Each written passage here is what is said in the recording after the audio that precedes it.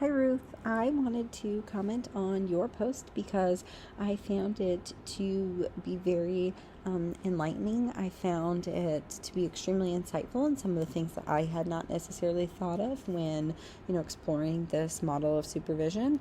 And I found that it really paralleled some of my own supervision model preferences. So, after reading through and exploring the different supervisory models, I really gravitated towards CBT as well.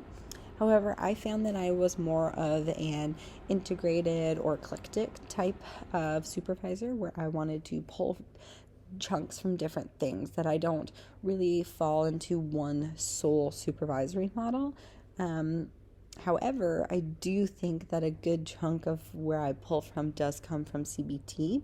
And some of the things that you had written within your discussion really did provide insight and make me think further on why this would be a really good model for me to pull from. So, one of the things that you had discussed was that the supervisory relationship really serves as that vehicle for bringing change in the clinician's knowledge, because that's extremely important.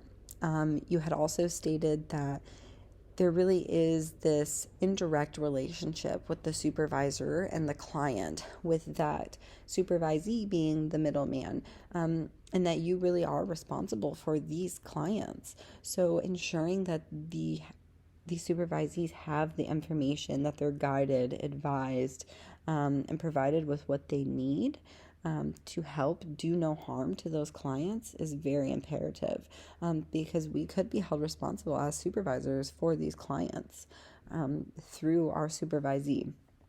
And that is something, that is extremely important when it comes to my supervision, is ensuring that supervisees do no harm and that they are learning and helping their client as best needed. The other thing that you had stated was about the supervisee's incompetence and almost this impersonator kind of thought that they may have as a clinician, and their, not being confident in their potential negative self-talk. When I was a supervisor for interns, and for a couple residents trying to gain licensure, that was something really big that had come up, of these people being like, well, a lot of negative self-talk and not believing in themselves. And I found it to be, hey,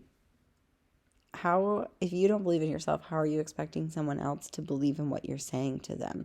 So you even utilizing CBT on some of the supervisees, and helping them really reframe some of the ways that they were thinking about themselves and the knowledge and skills that they had was, very imperative to building them back up so that they, again, did no harm to these clients, and that they were being able to help them in the best that they possibly could.